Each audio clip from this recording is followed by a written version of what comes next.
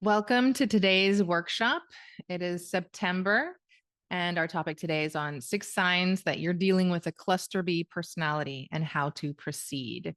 So, I chose this topic because of everything that's happened recently in the last week, even the last month, and generally, the topics that come up in the work that I do. And I thought that not only would the members of my community who attend these workshops be interested in this topic, but I also felt like it was an important discussion to share with the larger public community. So I will likely share this for free on my YouTube. And hopefully it will be an insightful and informative workshop in presentation and discussion for those of you that are watching the replay. So basically, I wanted to present a framework for clarity, compassion, and composure during these very volatile and divided times, right? Obviously, this week's tragedies, and there's several. There's probably too many to list. If there are tragedies that are not directly being discussed today, please note that they are not excluded. The list is not exhaustive of what is mentioned. There's so many, whether it's a stabbing, an assassination, school shootings, different, political wars going on in the world. There are so many tragedies concurrently happening right now, and it's just overwhelming for most people. But I really wanted to emphasize how all of this relates to darker, deeper psychology and how perhaps it is rooted it not only is it caused by dark psychology, but it can cause dark psychology, right? All the things that we're experiencing today in the political and cultural climates. So it's important for us to kind of prepare ourselves that this is a reality. We can't just wish it away. We do need to be equipped with certain insight and knowledge in order to navigate these times well and help to protect ourselves, but also, you can't avoid all of it. So I think it's just important to make sure that you know where you stand and to improve our communication and interpersonal skills so that we can continue to be authentic to our beliefs and choose a way forward that aligns with your goals, but without feeling like you have to cower and shut down completely.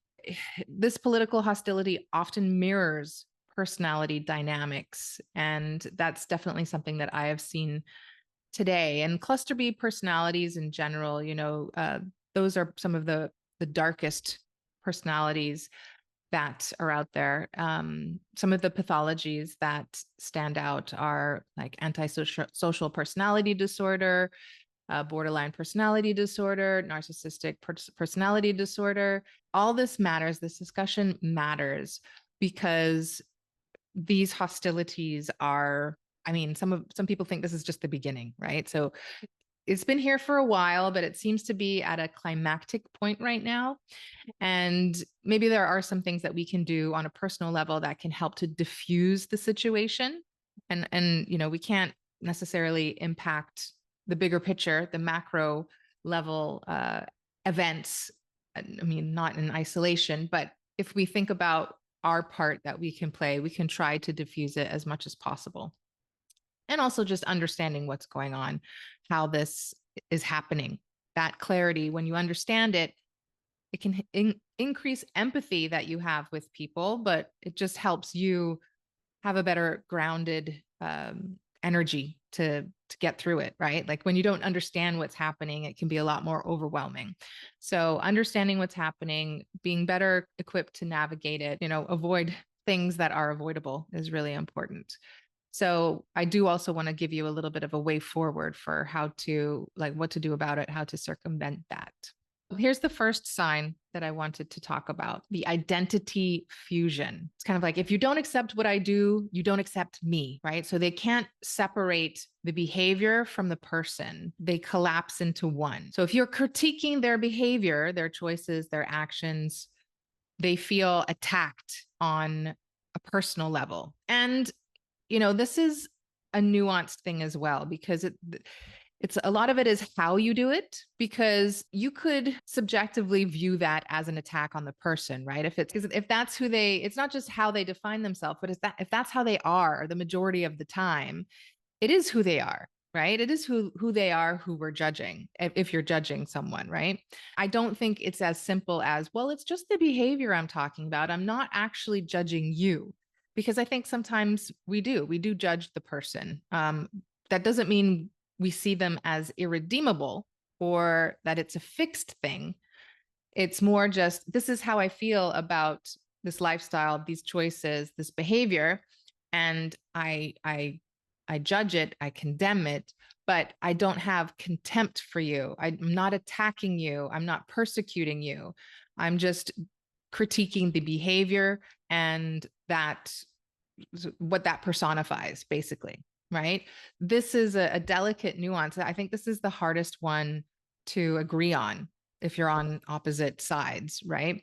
Is just, you're attacking me. Well, I'm attacking what you do, and you do it a lot, right? I think that's a tricky nuance to navigate. So how you can proceed in that situation, you want to stay firm in your beliefs. You don't want to waffle, but you do want to make sure that you're clear about critiquing behaviors, not like their human value, right? Like their soul still deserves compassion. If you feel like their soul is condemned, then that is one thing. But if you don't feel like their soul is condemned and you're really just targeting the behaviors that you have dissenting values around, then make that clear. And the way that you speak is very important, so that you're not coming across with a tone that is disrespectful, that is inhumane, humiliating, and degrading.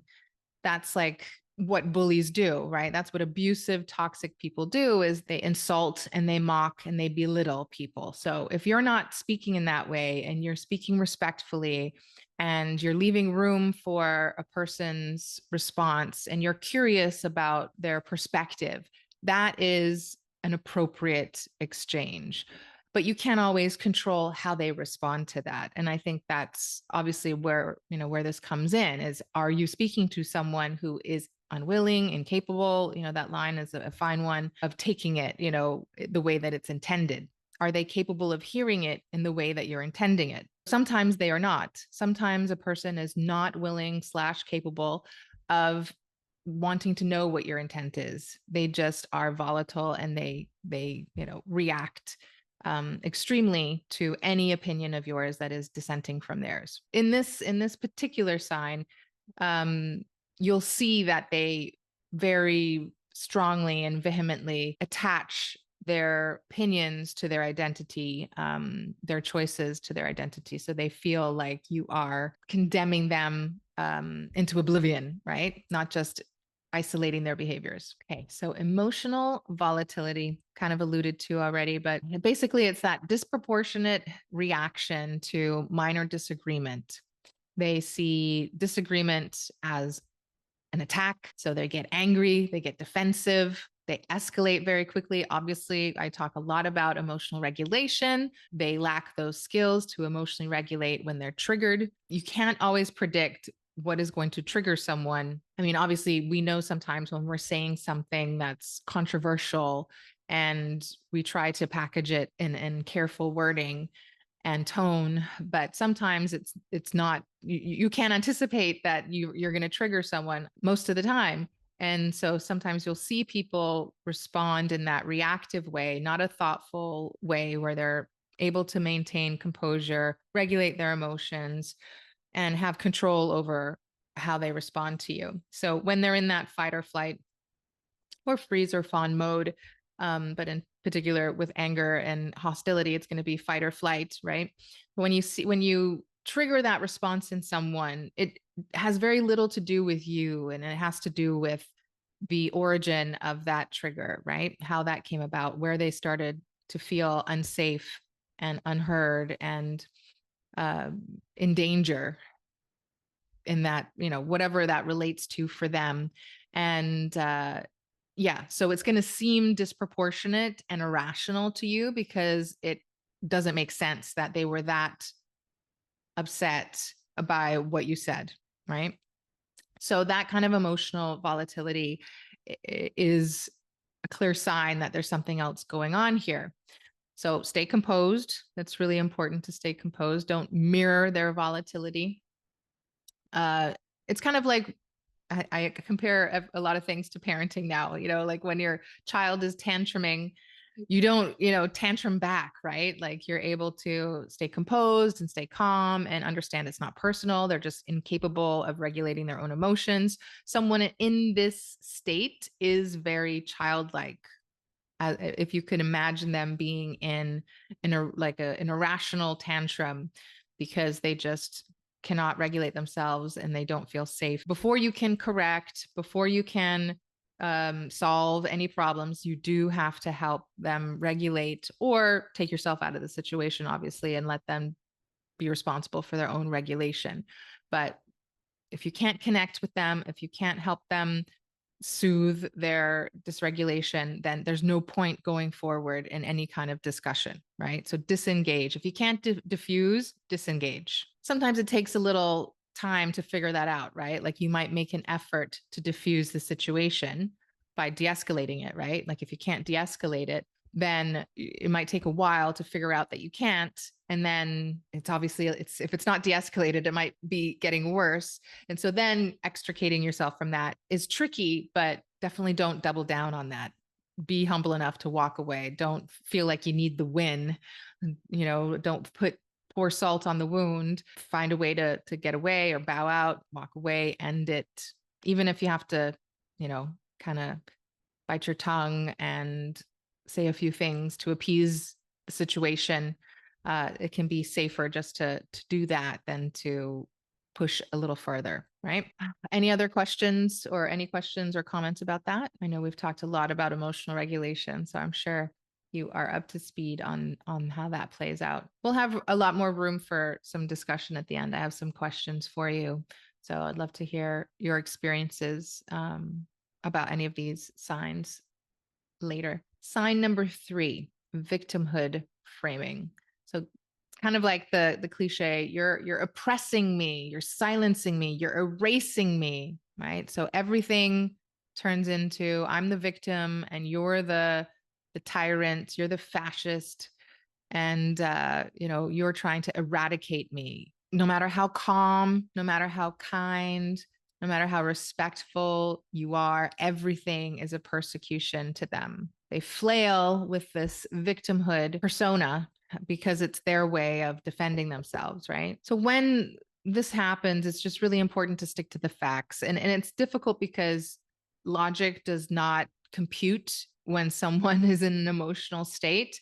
But this is not just about winning an argument, right? We're not talking necessarily about winning an argument here. We're talking about protecting yourself. You want to make sure that you're not going to put yourself in a position where you get identified as the villain here, right? So you want to make sure that you are just sticking to the facts and don't condescend with apologies, right? I think that's, sometimes people just use that as a way to pacify the situation, but it can make it worse sometimes. I think there are different ways that you can apologize. I mean, I wouldn't necessarily call it an apology, but there's a way to compromise, like collaborate in the situation, like trying to extend an olive branch or a bridge to a person. And I don't think that needs to be an outright apology.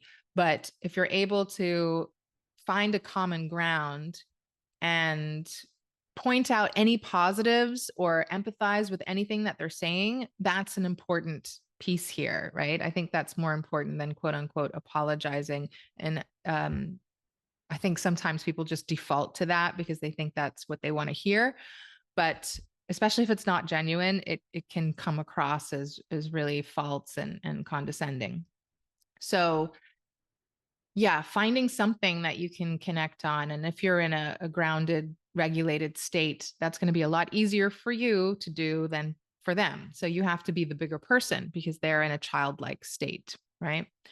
So making sure that you're looking for those glimmers of humanity, right? Obviously it's validation often, like validating something about what they're saying. Like obviously if they're in a lot of discomfort, they're angry, they're hurting, you can reflect that to them. But again, it's difficult. You have to know how to say that so that it doesn't come across as condescending. The next sign is projection of malice. So assigning hostile motives that you don't have. So it seems so almost like gaslighting, right? Because you're not saying these things, you're not intending these things. They're just throwing out these implications that are really like attacking you for things that you're not doing. And so it's so easy to then be triggered into your own defensiveness at this point, right? I think, and for any human, this is a very frustrating thing to experience.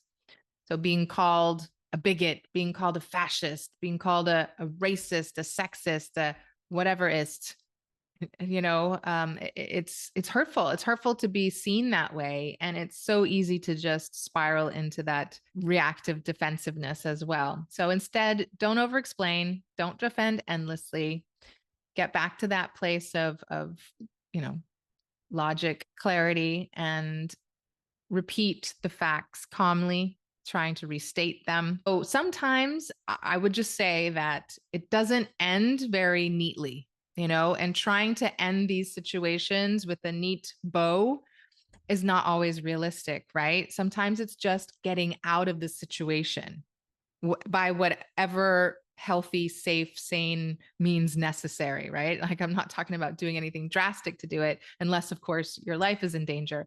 But sometimes it's not going to be tied with a nice little bow. So in being in that interaction and having being like a dog with a bone in your mouth, like you're going to go at it and go at it and go at it until you get the ending that you want. No, you can't have that mindset. If you are stuck in this situation and it just does not work out, just find your exit strategy. I would love to hear some thoughts about this one. Any thoughts or comments, questions coming up for you? Yeah, I'll comment that it's almost like they're making a diagnosis, like you are a fill in the blank, Mm-hmm. fascist, racist, homophobe. But often, if you actually think about it in terms of, well, what might be the quote diagnostic criteria for such a thing, they're not there. Um, and yeah, as we've been talking, sorry, as you have been talking and we've been absorbing this, I've also been thinking about, well, how does a person escape this? And maybe we'll talk about that later, but that's a question that I find interesting and also pretty darn challenging. It reminds me of just really learning how to do this like Socratic questioning, and that can infuriate some people. But like you said, it can stop them in their tracks and it can help them think more logically at times. And just asking them, well, it's interesting that you brought that up. Like, I'm curious, what do you think it requires? What is the criteria to being considered XYZ? So instead of fighting it, you're kind of letting them have the center stage, and that's a really good way of having them sort of stumble on their own words, and then they kind of back off because they don't have any more ideas, or they kind of lose their train of thought, like their emotions have just dissipated enough. You've distracted them, basically. That is the psychological tactic there, is you're distracting them from that inertia of emotional outrage. So the fifth sign is retaliatory justification. That their retaliation is justified as self-defense, right? They don't see that, shooting to kill, this is figurative, but shooting to kill is not necessarily a justified retaliation to being bumped when you're walking down the street, right? So I'm just using that as a different kind of example. But there are some people who think it is.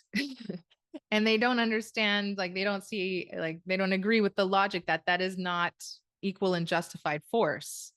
They see any kind of minutia as justification for the most drastic form of response. Yeah, these people might then attack you, smear, silence you, literally or figuratively, because they don't like what you said and they feel like it's all justified because you harmed them in X and Y way, that it feels like you did it to such an extent that I am justified in doing it to that extent back.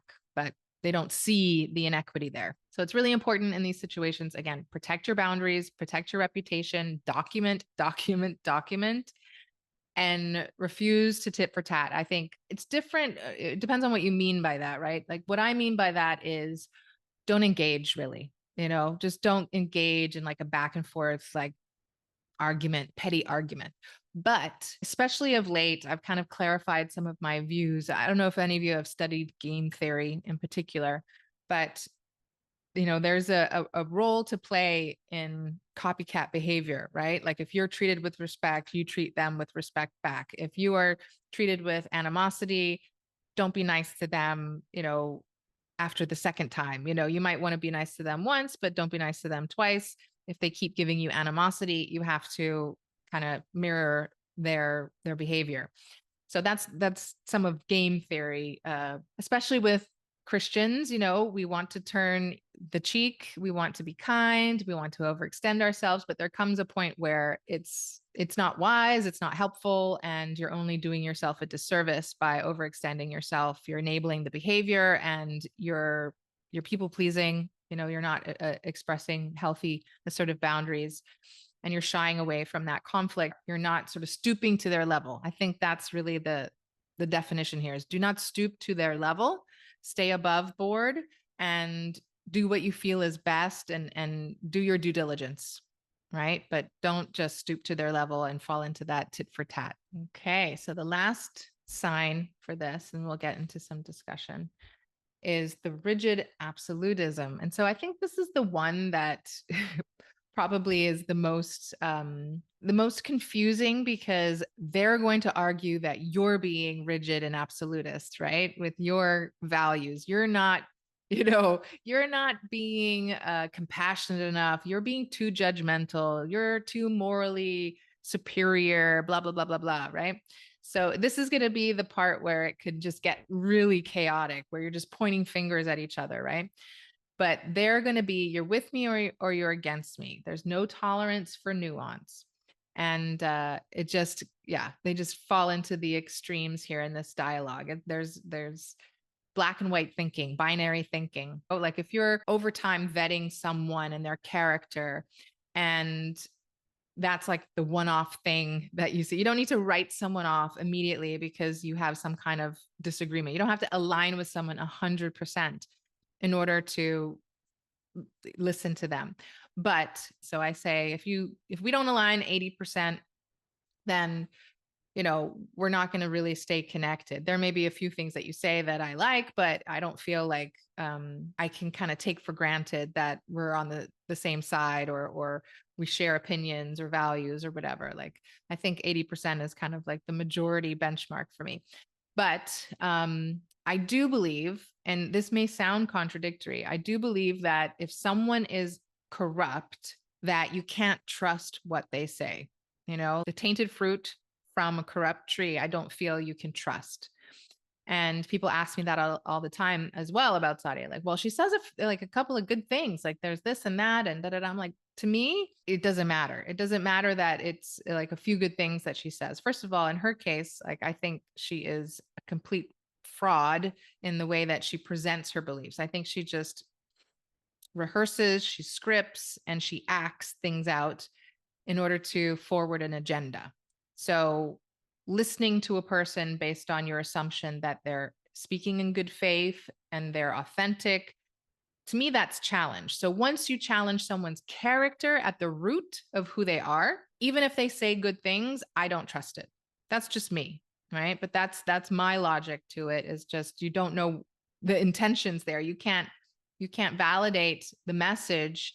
And sometimes you don't know which message is good or not because it's rotten at the root. So to me, those are two different things. Not being a rigid absolutist by saying you're either with me or against me, but you're looking at something either like zoomed out at all of the contributing factors and making an assessment on something, or you're reactively like throwing something away before considering all the facts. To me, that's how they're distinct. Someone like this is just very binary and very reactive about, like not seeing the nuance, not seeing the gray. Is definitely room for seeing both the black and white and the gray, but not just one or the other. That's how I see it. When this happens, again, just look at your exit strategy, step back when nuance is impossible. They're not looking for understanding. They're not looking for common ground. They're looking to win. It's a zero-sum game to this person. So I would say just conserve your energy and save it for those that are interested in real dialogue and good faith discussion and can handle respectful disagreement. So I know it's a short list of signs, but I really wanted to dig into discussion today about this and to really give us an open forum to share what our experiences have been and how we feel about things. But let me first get into the disconnect here, because I think this is an important aspect as well. Underneath this is one of the main issues is the disconnect between intent and impact, right? Like I said, on the first sign, you may be judging, condemning someone's choices, but your intent is not to say you're a lost cause. You don't deserve XYZ, right? That's not your intent. Your intent is to say, I disapprove of your choices, your actions, your values, and I think they're wrong. But you have the free will to do what you want. So that might be your belief based on your values around their choices, right? And so that then it becomes like a legal issue of the laws in this jurisdiction state that they align with these moral standards of right and wrong, right? So if you want to change the laws, you have to do so diplomatic or democratically or leave, right? That is a person's option. Just like with murder in general or sexual abuse, right? If we didn't think that was morally wrong, there wouldn't be a law attached to it to tell you can't do it or you go to jail. This is where the intent and the impact, the disconnect happens, because they just jump to the conclusion that you want them to burn in hell or you want to throw them into, a pit of snakes or whatever. Like they feel that persecuted that they think because you view it that way, that you are annihilating them.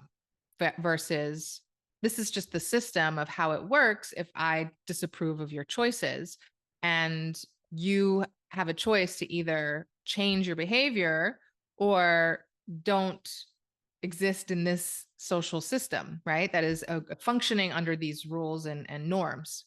So they're trying to make their own rules and function separately, but exist in the same community, right? So that's what's happened is we've become such a melting pot of different beliefs that, it's almost impossible now for us to coexist. I mean, this, might be beyond my scope of intelligence and expertise to teach this, but I think the socio-political implications are, like what we're hearing from other countries now, that they want their country to be homogenous. They don't want immigrants. They don't want a mixture of this and that. Then that's a reaction to this problem, is all I'm saying.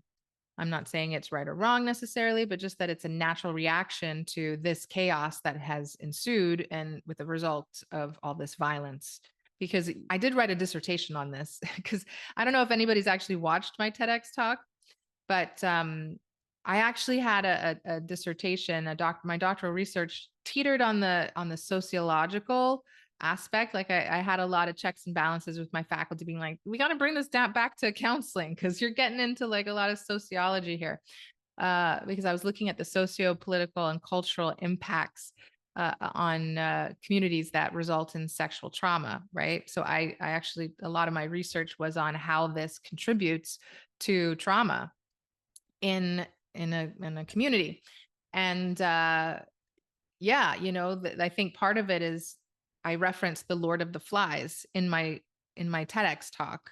And that's kind of what we see, happening here is just there's this fight for survival, and everybody's against each other and it's to the death. That's kind of the extreme version of it. But you have to create some level of trust in a society and good faith and order, law and order. And so that's what in this country, what Donald Trump is trying to do, right?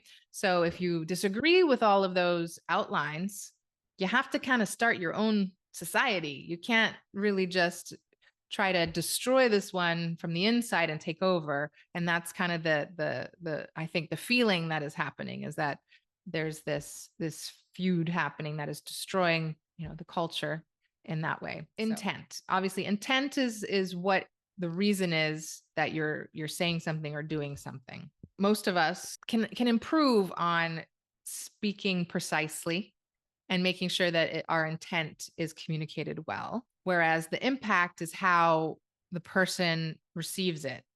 And there's part of that you don't control, but there's part of that you do control based on how it is delivered. So your intent may be to speak the truth, call wrong things wrong, and invite change, curiosity, questioning, dialogue, but how it is received is you have condemned me and you want me to be blunt. You are destroying me. Like this is violence. That disconnect of what you're intending and how the impact is received fuels that false narrative, right? And obviously the people on the other side don't see it as a false narrative. They see it as their truth and their narrative, that your moral objectivity, your moral clarity is hate, and that your critique is persecution. And it's very hard to get those people to see things differently, and vice versa. Obviously, it goes both ways. Like we're not going to see things their way if we feel like it is completely irrational and unhealthy and unstable and insecure and all those things. So, but when you have a sense of right and wrong and that, like, it's just, you are in a sense rigid, but you've done your due diligence to get there. That is the distinction. People on the other side have not done their due diligence to get to where they are. They are emotionally attaching to things that don't make any sense. At some point you have to, it sounds kind of contradictory, but at some point you have to say, well, I'm right and you're wrong, right? So it's difficult. It's you have to try to focus on the how and why, and get them to buy into it and understand that you're expressing this in good faith, and ultimately we can agree to disagree. And I think that's the distinction here, is that if you're resolute in this process of self-expression from a place of like good intentions, you are not trying to silence, destroy, eradicate, annihilate, kill. That's not your end. Like, if they don't agree, you can agree to disagree. Whereas if they feel that way, it's a different thing, right? And so that's the distinction. So bottom line, moral critique is not assault. Accountability is not persecution. Calling wrong things wrong is not hate. Evil people on all sides. So it's not just all good and all bad. But the people, if you cannot agree to disagree with someone, and if you cannot respectfully engage in disagreement and discussion, discourse, then you're probably on the wrong side. It's more about, is this person potentially mentally ill and unwell and are incapable of engaging in a good faith discussion and disagreement in this capacity? Just remember, when you're dealing with someone who shows signs, those 6 signs, and may be very unwell, likely on the cluster B spectrum, stand firm in the truth, clarify your aim, focus on behavior, not the totality of the person, and, don't buy into that hate and that emotional narrative that they will try to project. Stay above the fray, be the better person, and model that moral courage. And most importantly, just stay as regulated as possible and calm, and don't stoop to the other level and sling any kind of insults. And don't be so bought into winning the argument that you can't let go and walk away. These types of behavioral patterns, like the signs that you'll see, they come from this fragile identity, right? Obviously, poor emotional regulation, reminding yourself that they are childlike in this state, that they're, not they don't have the capacity to be calm and connect and do all this logical thinking, gives you compassion for them and empathy, understanding that you don't have to say it, right? But you internally will acknowledge to yourself that they're not capable, they're not well. And if you want to say broken, like, you understand that they're coming from a place of of disorientation and dysregulation and dysfunction, I would say. I think dysfunction is better than brokenness. So understanding that they are coming from a place of dysfunction, that is a really helpful tool for you to stay grounded, is just being connected to that compassion. So here are some questions for you. Which of these 6 signs have you most often encountered in your personal or professional life? Maybe we can write down all the 6 signs in the chat. Did you? Someone did. Okay, someone did. Identity fusion, emotional volatility, victimhood, frame, projection of malice, retaliatory, justification, and rigid absolutism. So I know those are kind of jargony labels, but which of these signs have you encountered the most? I've given you some examples from my experience, so I'll let you all think of some examples from yours. I guess I would say, you asked if which we've encountered in personal or professional life. Um, in my professional life, I work as a medical doctor, and it's outpatient care, and the bulk of the patients are on are receiving their health care um, paid for by others. Okay, it's that type of clinic. Um, and what I've noticed is that compared to other places where I've worked, there's a lot more of the victimhood frame, and it comes out as patients demanding to receive whatever they want when they often when they I come in and sit down and say, what is it that I can help you with today? The first thing out of their mouth is, I need a MRI, or I need a referral, or we have to do, I need this medication. And I'll go through a process to find out for myself if my professional opinion agrees. And when it doesn't, I get a lot of pushback. And I've had to say to people like, look, this isn't Burger King, man. Like, my job is not to agree with you. My job is to give you my opinion about what's going on and what's best for you, given the assumed goal that you want to be healthy. And you have a right to a second opinion. But there's a lot of entitlement that I see compared to where I've worked before. And I think that entitlement and victimhood really just go hand in hand. Mm-hmm. Yeah. Definitely. Yeah. Thank you for sharing that. What do you think would be the resolution in your field? Well, the first thing that comes to my mind is a rather sweeping, uh, kind of like pie in the sky kind of thought, but um, it's that patients of all stripes, no matter what their situation, patients must be allowed to fully experience the consequences of their decisions. And someone who repeatedly engages in uh, makes choices that they know and the medical establishment, the healthcare establishment knows is bad for them, but gets sick from that, but the cost is shouldered by others.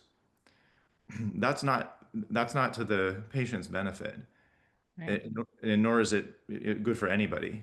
So what I see is you have to let them experience the consequences of making choices that lead to health, but also Mm-hmm. let them fully experience the consequences of choices that lead to illness. And that's not what is happening when someone else pays for their health care. Yeah. I mean, it all sounds very familiar to me. There have been therapists that have been very outspoken lately that have said it's okay if you don't feel empathy for these people, because if you feel wronged by them, don't need to manufacture empathy. I find it appalling that therapists are promoting that idea because it's contradictory to our training and expertise anyway, because a lack of empathy, a lack of compassion, or whatever you want to call it. I mean, it's a matter of semantics, but if you lack that, it's not a good thing. It is a sign of some kind of distress or dysfunction, potentially leading to cluster B tendencies like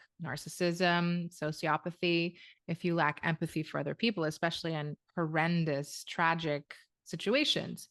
Now, I understand part of it being logical, saying like you don't want to manufacture feelings, that doesn't mean that it's a good thing, right? You don't want to normalize not having empathy for victims of violent crime. Like, and that's basically what they're doing, but they don't see it that way. They see it as they're being empathetic to the right people, the people who feel attacked and harmed by those morally objective persons, which is exactly what we're talking about today, is those people who feel they are justified in lacking empathy. And so having people who are in charge of resolving people's mental illnesses promote this idea that we must normalize a lack of empathy, to me, is very disturbing. If there is a problem, they need to be accountable for their own dysfunctions. So I might have, kind of gone on a little bit of a tangent, but to me, the parallel is there, that people are entitled to their dysfunctions and they're not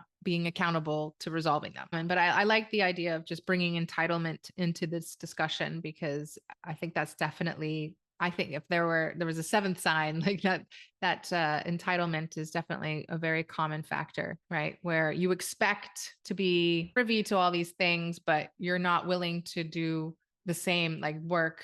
You don't have the same sort of accountability to contribute to those ends yourself, right? You just want to take, you're not trying to give. Imagine that a lot of you wouldn't have the projection of malice often. That one may not be as common for everyone as it might be for someone like me in my position, or someone who's very vocal about having their controversial opinions. The projection of malice may now happen to more people as you become more vocal about your beliefs. But I think for a long time, for most people, you just kind of keep it to yourself and only share them with people probably agree with you anyway, that you feel safe to talk about your opinions. But now I think people are speaking out a little bit more. So you'll come upon this sign more often. I mean, like I said, not everybody who disagrees with you is going to be a cluster B personality. Don't get me wrong. That's not what I'm saying. But if you see all of these signs from someone, it's identity fusion, emotional volatility, their victimhood frame, entitlement, projection of malice, retaliatory justification, and rigid absolutism. If you see all that from someone, assume there is some dysfunction there, right? You don't have to diagnose anybody. That's not what this is about. It's just they're probably not capable of the same in return. So you can't have a good faith discussion, and you really just need to disarm, disengage, de-escalate, diffuse. Don't try to change their minds. That's not your job. I responded by controlling myself first and speaking truth. Speaking truth didn't work, and they just doubled down and got disrespectful. Yeah, I'm sorry about that. Yeah, it's never a good feeling to be on the other side of that. It's so refreshing to see two people with opposing views having a real effective debate. And if that's, not what you're in, then, and you're getting this on the other side of it, no point in being in that position, right? And just having conversations with people, whether they agree or not with you, I can have a respectful exchange is the key. How did you respond at the time? What worked? What didn't? Looking at the framework, what strategies will you commit to practicing moving forward? So there you go. And what might you need stronger boundaries? Where might you need, stronger boundaries to protect your peace? I think that's a good question to ponder for a second. Maybe if everyone who's here in attendance, if you could think of where you might need stronger boundaries to protect your peace, and maybe even more than that.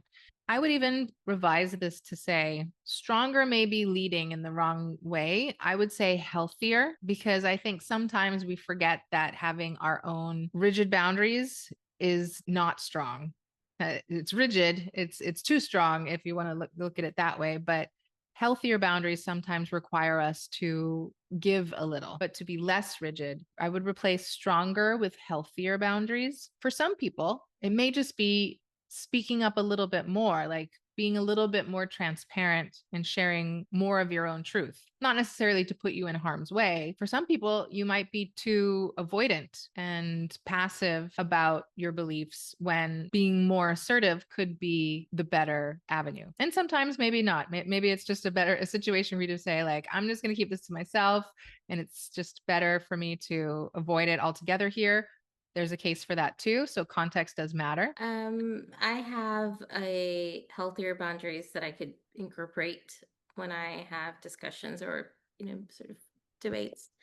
Mine would be to remind myself that even if I'm using rationality to communicate with them, that they that I have to be mindful that not everyone has the competence to be rational, even when there's a discussion. Like I might feel it's a discussion, but they might feel attacked and might feel, like I'm accusing them, I'm attacking them, and that's not the case. But I have to remain aware that rationality is not, even though like in my head I just can't compute why are they not being rational, why can't they see this, um, that I just have to allow that part, the rationality that's escaping them, that it's okay, that it's, I can't do anything about it. It's not computing to them and it's not going to happen. Yeah, and not to take it personally, right? It's not, sometimes it's, we can try and try and try to explain something a million ways, but sometimes it's just, it's not due to a failing of our own. Yeah, and the thing is I never find that it's, or I never feel that it's personal. Like if I feel they don't understand it, it's on them. It's there's a disconnect, but I never feel it's that it's that it's something I should take personal. Well, that's good. But do you feel like you can disengage if it's not happening, or do you feel like that urgency to try to get to the resolution, get to the, get them to understand? I would like to get them to understand and I try to help, but if it's not working, it's not leading in that direction, I'm completely fine just saying, okay, I've tried my best. You see it a different way. Your emotions are like have skyrocket and you can't rationalize with just ideas in words that are conveying, what I'm trying to communicate. I'm not trying to insult, I'm not using degrading words or anything, but if it's not computing for them, it's fine. Like I'm just not going to exert myself. Like Mhm. I know how to disengage and not get emotionally riled up over a discussion. Yes, that's so important. And it reminds me too, and I see a comment that kind of relates to it as well, that it may be good for us to also, for all of us, not just us here, but all of us, to think about not being entitled and also trying to communicate a respect for the others, the other person, their experience, their position, their perspective. How well are we doing that? Because I think sometimes it can come across very condescending when we may say that in some shape or form, either directly or indirectly, where clearly it's just, you're just not capable of seeing it the right way. You know what I mean? Like we don't want that message to necessarily land so harshly. Even if we feel that way, to check ourselves and say, okay, well, am I communicating that I respect them as a person and totally accept that they have a difference of opinion? I Mhm. think that that's also important. And I like what this commenter said here just now. Their healthy boundary that they live by is, I want to see you eat. Whether you eat at my table, that's a different matter. So I think that's another way of, to me, it applies the same concept of, I respect you. I'm just not gonna, you're not gonna be like in my inner circle. You're not gonna eat at my table, but I respect you and want you to have your own. And I think that message is really important, is that we want to make sure that whatever we're communicating in those times of tension, that we are the bigger person. And if we have to be, if we can't both be bigger people, then at least we're going to be the bigger person. Exactly. Yeah. You can disagree with me, antagonize me, but at the end of the day, I have the last word if I want to continue our friendship. Well, yeah, you don't need to hold on to having the last word, but yes, in regards to, if we don't have to be friends, we can be acquaintances, we can be colleagues, we can be two very different people doing things very differently, but staying in our lane, right? Like, I think that's, I don't need to annihilate you in order for me to have a stage. And I think that's definitely the more rational response, is like, we can coexist in our different places. Great job, guys.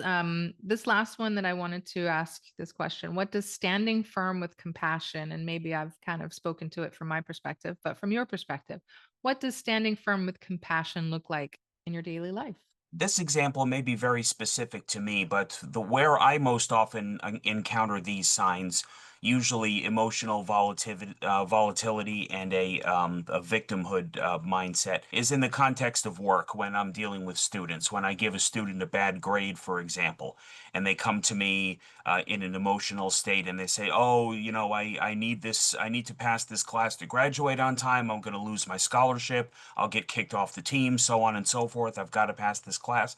Obviously, an attempt to manipulate me emotionally. And my form of standing firm in that context is simply to direct their attention to the rules, the policies, and I basically say, "Listen, this is what these are my findings.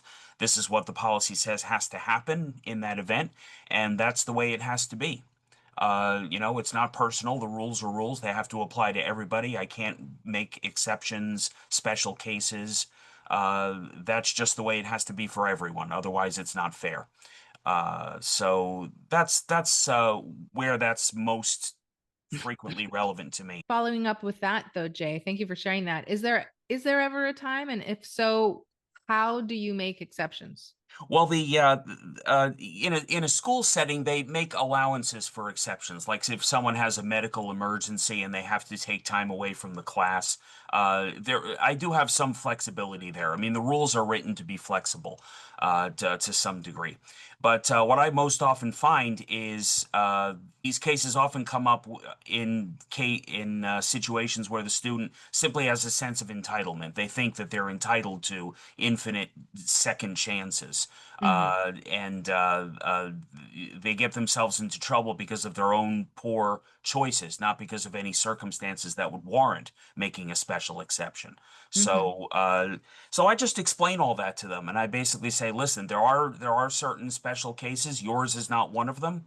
There was this difficulty you're having was easily foreseeable and avoidable if you had taken due diligence to avoid it. But most often they don't do it, and that's just where you have to come down hard on them." Yeah, I mean that makes complete sense to me, and I align with that approach. I think what's coming up is that fear of consequence, right? That people have. I wonder where that comes from. I think a lot of times, obviously in my line of work, we would say it comes from early childhood experiences, from the responses of caregivers, whether that's parents or authority figures at a young age, if they were harshly punished, maybe even spoiled. And teaching people how to navigate consequences, especially when we talk about child rearing, right? Teaching children that consequences are not all bad. They're learning opportunities. You grow from them. So I think normalizing consequences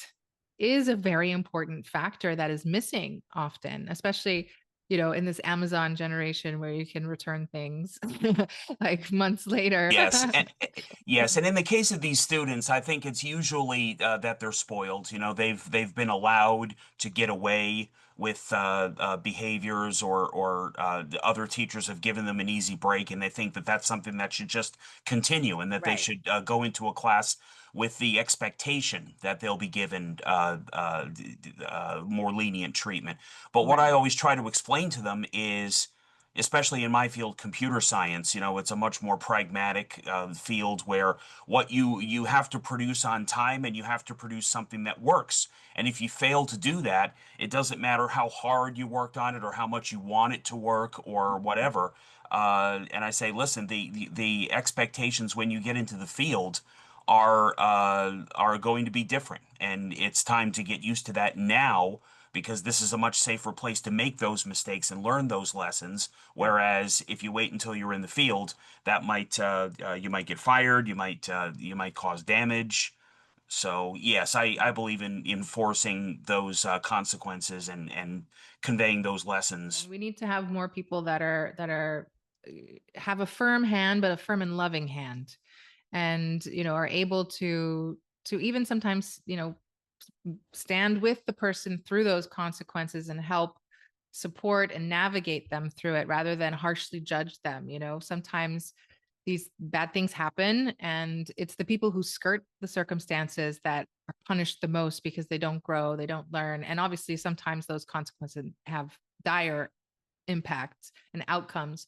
And I think that's where it leads, is the more you skirt the circumstances in the little things, the more likelihood you're going to get close to ending up in a situation where there's a massive, fatal, finite consequence eventually that would have been avoided if you just figured this out to begin with. If someone taught you how to confront normal level consequences, like whether it's a monetary thing, or like a parking ticket, or something to do with policies and red tape. Although I do think sometimes red tape goes too far and there's too many regulations sometimes, and they make it very difficult to get things done. So there needs to be a balance. Ultimately, I think there needs to be a balance, but I like how you described in the beginning, there's a system for exceptions. As long as there's like a system for exceptions and there's a place for nuance, there's a place for that. I think that's the good way to create that balance in a system. And then you always constantly are checking it. You know, it's not just one and done. Things change, people and communities evolve. So you want to be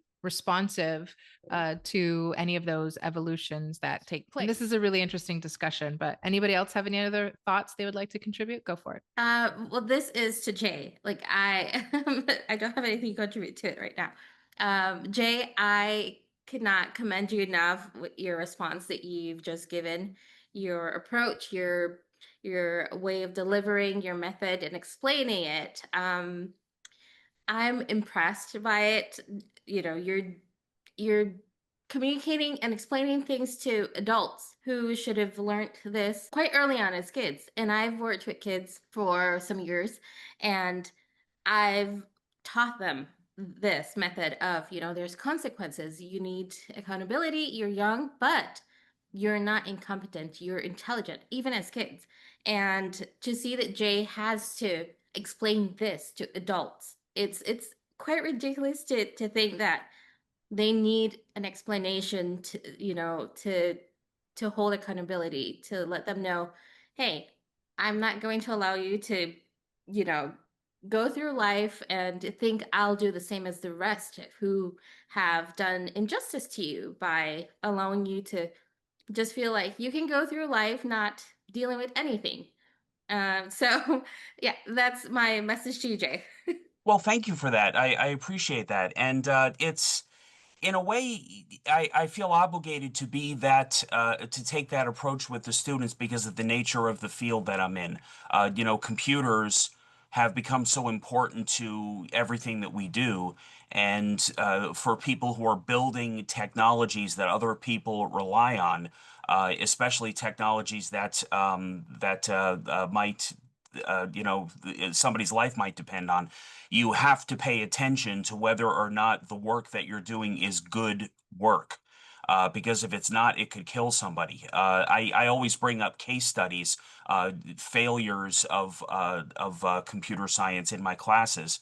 You know, the Patriot missile tracking system that made minor mistakes in its calculations and let a missile through and ended up killing 20-something soldiers in Iraq, or the Therac 25 machine, which gave people 100 times as much radiation as they should have gotten because of a programming error. These are things that I bring up to the students, not just to scare them, but to reinforce for them how important it is to be rigorous and systematic in their work. And I'm equally strict with them. I say, listen, I'm going to put your work through a test, and if it does not pass all of the test, you will get 0 credit for that work. It doesn't matter if you were close. It doesn't matter if, as I said before, you worked hard on it, or if you really want it to work, or if it should have worked. It's very pragmatic, results driven. And that's what I try to drum into them early on, because again, it reinforces good habits. Yes, exactly. And it just makes me think of like all of these adults that we see out here today, that whether they have cluster B personalities or they're somewhere along the spectrum, you know, a lot of people were entitled. They were raised with poor boundaries. They didn't, you know, learn how to take responsibility and accountability for their choices, their actions. And, you know, they had maybe inconsistent parenting, or emotional volatility in the home. So you can see how this, you can have empathy for the root cause of this for a lot of people, but that doesn't mean that we excuse their behavior going forward. We have to try to intervene. And thank goodness we have educators like Jay out there and doctors like John out there trying to, keep the lines in order so that people can maybe even learn some of these things in adulthood. They say, old dogs don't learn new tricks, or someone's too old and set in their ways. But ultimately, I think any little effort in that regard can be helpful. And I believe in change, as someone in my field, like I believe people can change under the right circumstances and with the right sort of receptivity. If you're willing to change, you can. You just have to have the right support, the right tools. You have to know how to. And giving people this type of instruction and direction and reason to, right? Like sometimes if they don't have a reason to, they'll just keep exploiting loopholes. That's the way to make it happen. We need more like you, for sure. Recognizing these types of personality and psychological dynamics helps us preserve peace, resist their manipulation, bridge the divides without losing our conviction. So we do need to stand firm. We do need to be compassionate. And that's what I heard from you, Jay, is just being firm but compassionate and having the good faith intent, right? Somebody else might see you as the mean teacher, but that's not what you're doing. Your intent is in good faith. And if they don't see it that way, it's a failure of theirs, not of yours. I also wanted to share with you a little bit more of the psychology. I didn't actually put it on this slide. I made a free handout for you. I know how much you love them, but I wanted to add it into the handout real quick. So some of the cluster B personality disorders and dynamics that we're referencing, or I'm referencing in this, I'll read them out to you. Antisocial personality disorder, I mentioned, narcissistic personality disorder, borderline personality disorder, and histrionic. They're all defined in the DSM-5. You don't have to diagnose someone, right? As a layperson, that's not your job as a non-mental health professional, let me say. You don't have to diagnose anyone, but knowing that there are diagnoses for these things and people can actually have significant dysfunctions and disorders is important. But they're basically characterized by dramatic, emotional, or erratic behavior. The antisocial personality disorder is probably the most misunderstood because we use that term a lot, antisocial, as in they're withdrawn and introverted, but that's not what it's talking about. So people with antisocial personality disorder are more career criminals, like anti-socialization. They don't succumb to normal socialized norms. So they disregard the rights of others. They have a deceitfulness, manipulation, exploitation. They show impulsivity, aggression, lack of remorse. They often rationalize harming others as justified. Borderline, and maybe I'll just click on this so that you can see the document. This is what you're getting today, this handout. So I just put these in here. Antisocial personality disorder, and now you can see it for yourself. Borderline personality disorder, we hear about that one a lot. That one is most commonly referred to as the one where you have unstable relationships and they have a fear of abandonment. So you'll see them put people on a pedestal and then they'll demonize them at the drop of a hat. So they fluctuate between extremes in regards to devaluing and idolizing people, but they're going to be usually impulsive. They have a tendency to self-harm and it cannot tolerate any type of rejection, right? You're going to see a lot of volatility around abandonment or rejection. And then the histrionic personality disorder. I don't know if you remember the Johnny Depp case, but Amber Heard was diagnosed as histrionic and borderline. So the histrionic side is someone who has excessive emotional volatility and attention seeking, dramatic, theatrical, like your emotions are in the extreme peaks and valleys and not very regulated, but to an extreme, and can also often have sexually provocative behavior. So this, it's not often diagnosed, but it probably happens more than we think. You'll see that their emotions are not very deep or authentic. They're more shallow and circumstantial. And again, they want that strong need for approval and validation. This is not your job to have a differential diagnosis between these pathologies, but just to know that when you see a lot of these symptoms, it's a red flag. So again, need for admiration, lack of empathy. That's what I was talking about before, is why are therapists all of a sudden normalizing and teaching people to lack empathy for victims of violent crime? I'm just like, and they stand behind it and they rationalize it. Shared traits across all of these cluster Bs: emotional dysregulation, fragile or unstable identity, manipulative or exploitive interpersonal style, difficulty with empathy and accountability, and volatility when criticized. So that's kind of the take home here, is to look for that. And so I just summarized most of what we talked about today in an outline form for you. So I'll give that to you, no problem. Usually these workshops are behind a paywall. So once we record them and I publish it, I put it behind a paywall so you can buy it as a replay, as a webinar, and you don't necessarily get the benefits of the people who are here in attendance because they're subscribers in my community. And part of the benefits of being here is obviously being a part of the discussion, getting whatever freebies that I have, having some discounts that I offer to people in attendance that stay. And also everyone who is in attendance at these webinars live gets put into a drawing for a free 30-minute consultation or coaching call with me.